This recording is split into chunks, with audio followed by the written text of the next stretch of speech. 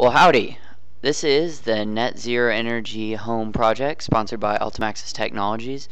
And in this project, we have looked at a home in Austin, Texas, with the goal of making it net zero over the course of 1 year. This project is subject to the constraint that the user or users remain comfortable all throughout the time that the house is occupied. But during this time, we are trying to minimize the energy usage of the home in order to achieve net zero status.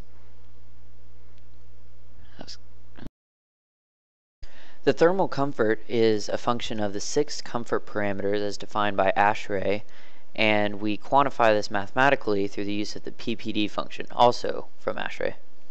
Now, in order to actively predict and control conditions in the home, we have to know the amount of heat gain on the home, and for that we need a thermal model. This takes into account historical irradiance data, which is then used in heat transfer equations to give us the total heat gain on the home. And here we have some sample results for the summer and winter solstices. Now, going back to the heat transfer, we have this equation which states that the net heat gain on a room is equal to the total heat gain minus the amount of heat added or removed by the heat pump. And that is going to come from our optimization. Now, our objective function in the optimization is, of course, the energy usage of the active systems of the home, which are ceiling fans and then the heat pump, and the optimization variables are the amount that those are used. Now, in order to use this objective function, we need the cost functions for these, and those are represented by the graphs here. And once we have these and the PPD constraints, we can perform our optimizations. The first method of optimization is the individual optimization, which looks at each time step individually, then relates it to the next time step, and then performs an optimization for that time step, and so on and so forth. The overall method, on the other hand, looks at all the time steps at a single point in time, and thus is much more computationally expensive. Now, we expected to see that these would differ, but in fact they did not, as you can see from these results.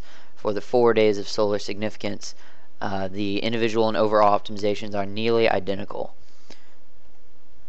Now, we also performed a data storage and retrieval analysis on this home, and in doing that, we took the user preferences from the thermostat that the client had provided, and we gathered those into bins, and in doing this, hope to reduce the amount of energy usage. And as a test case, we performed an analysis on an average 9-hour workday, assuming that the user was not there during those 9 hours, and thus we're able to show that by doing that, we could save significant amounts of energy.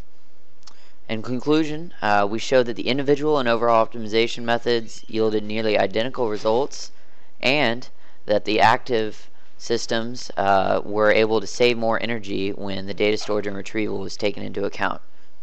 We'd like to thank Ultimaxis Technologies and Dr. Brian Rasmussen for making this project possible.